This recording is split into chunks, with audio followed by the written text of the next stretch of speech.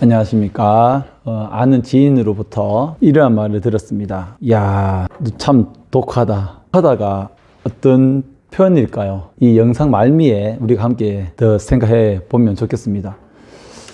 독하다라는 것은 끈기가 있다. 그리고 뭔가 끈기를 가지고 본인이 하고자 하는 일은 끝까지 해낸다 라는 그런 긍정적인 이미지와, 한편으로는 독한 놈이다, 자기밖에 모르는 놈이다, 자기 어떤 이기적인 놈이다 라고 또 비춰질까봐 사실은 친한 분이기 때문에 이 말이 저에게 아주 낯설거나 불편하게 들리지는 않았습니다. 절대로. 사실은 저도 뭐 독한 놈이라는 생각이 들긴 듭니다. 그러면서 그 지인에게 제가 들었던 말이, 저보다 더 독한 놈들이 많다.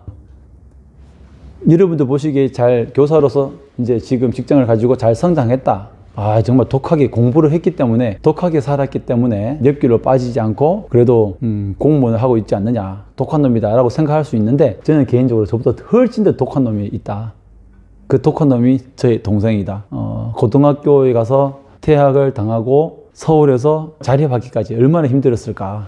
저보다 훨씬 더 도움을 받지 못하고 17이라는 나이에 세상에서 스스로 자신이 자립하려고 했던 제 동생이 훨씬 더 독하고, 그리고 시설에 있을 때 생각해 보면, 시설에서 너무 힘드니까 가출을 하고 또 돌아오면 맞고, 그래도 또 가출을 하고, 그리고 또 가출을 하고, 가출을 수없이 하는 그런 저의 친구들이, 저희 후배들이 훨씬 더 독한 놈들이다. 맞고도 나가고, 그리고 중고등학교 시절에 어떤 물건을 훔치자든지 아니면 또 다른 좋지 않은 일을 할 때 그러한 친구들이 훨씬 더 독한 놈들이다. 어떻게 보면 저는 안정된 생활을 원했고, 안정된 생활이 더 현명하고 지혜로운, 그리고 내가 살아가면서 더 좋은 방법이라고 생각했기 때문에 저는 한 번도 보육원을 가치를 하지 않고 살았고, 그리고 저를 도와주시는 분들에게 효과적으로 도움을 받고, 또 그분들로부터 인정을 받고 칭찬을 받고, 학습 지도를 해주시는 후원자님에게 어떻게 하면 더 공부를 할 수 있을까, 그분들을 의지하는 그런 마음이 있었다면, 다른 후배들, 친구들은 독하게 스스로 모든 것을 판단하고 스스로 결정해서 자기 나름의 삶을 살아가려고 했던 게 더 독하지 않았을까. 저희 형들을 봤을 때에도 변변찮은 기술 없이 퇴소를 하고, 어떻게든 정말 일용직부터 어디 가서 기술을 배우고 결혼까지 하는 그런 형들을 봤을 때는 저보다 훨씬 더 독한 것 같습니다. 저는 그래도 대학에 갔을 때까지 어떻게 해서라도 제 나름대로는 공부를 하면서 성적 장학금도 받고, 또 다른 장학재단을 통해서 도움을 많이 받았지만, 현명하게 살아가는 것, 그리고 또 자기 자신만의 나름의 방식대로 살아가면서 독하게 살아가는 것을 제가 봤을 때는 제 스스로는 독하다라는 생각이 들긴 듭니다. 사실은 독하다라는 의미가 어떻게 전달될지는 모르겠지만, 제 스스로는 제가 하고 싶은 것은 가급적 꼭 하려고 끝까지 노력을 하고, 또 제 나름대로 제가 만들었던, 제가 생각했던 저의 가치관에 있어서 그것을 뚜렷하게 가지려고 생각하는 독한 부분은 있다는 것은 제가 인정을 합니다. 그러나 시설에서 성장한 사람들이라면 다 독한 사람들이 아닐까라는 생각이 되어집니다. 독해질 수밖에 없을 것 같아요. 음식을 나눠 먹는다든지, 함께 옷을 입는다든지, 또 함께 생활하는 가운데 독해질 수밖에 없는 것 같고, 독해지는 것들이 어떤 눈치라든지, 아니면 내 스스로 내 자신을 방어하는 방어 기제, 아니면 그 방어 기제가 아닌 또 공격하는 심리적인 공격 기제로 나타나는 것이 아닌가라는 생각이 되어집니다. 말씀드리면서도 내가 독하다, 그런 부분은 제가 부인하진 않겠지만, 저보다도 훨씬 더 독한 퇴소 청소년들이 많다. 그러나 이 독하다는 표현을 부정적으로 바라볼 것이 아니라, 이 독하다라는 것이 인생을 살아가는데, 시설, 퇴소생들이 살아가는 데 있어서 독한 구석이 있어야 된다. 분명히. 어떤 예를 들자면 6개월 만에 직장을 8번 옮기는 이런 사례, 제가 조금 과장을 했지만 1년에 직장을 3, 4번 옮기는 그런 사례들은 아마 독한 마음이 없어서이기 때문에, 살아가면서 직장을 선택하는 부분에 있어서, 그리고 제일 중요한,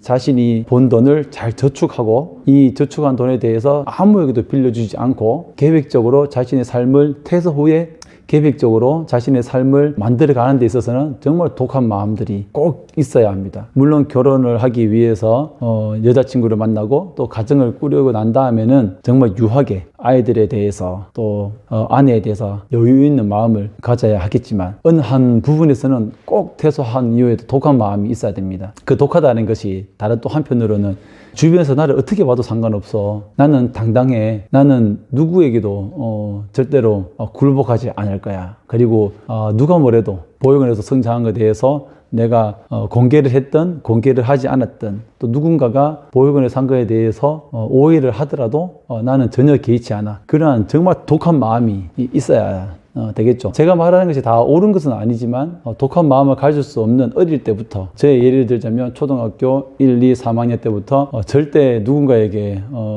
않기 위해서 싸움도 잘 하려고 하고 또 나름 공부도 열심히 하려고 하고 독한 마음들. 제 독한 마음이 있었다면 초등학교 때 2년 동안 주선학원을 한 번도 빠지지 않고 성실하게 다닌 것. 그 독한 마음이라고 할 수 있겠습니다. 그런 환경 속에서 독한 마음을 가지는 것, 제가 한자로 이 정확한 독하다의 그 어떤 것을 모르겠지만 우리끼리 이야기니까 독하다는 것은 긍정적으로 자신의 삶을 스스로 개척해 나가고 자신이 혼자라는 것, 자신의 어떤 고립되고 외로움을 느끼는 그러한 쓸쓸함을 잘 견딜 수 있는, 소위 말하는 이제 내공을 잘 쌓는, 내성이 있는, 혼자라고 느껴지고 또 아무도 나를 위해서 위로해 주지 않고 아무도 나를 위해서 울어줄 사람은 없어도 나는 내 길을 갈 수 있다.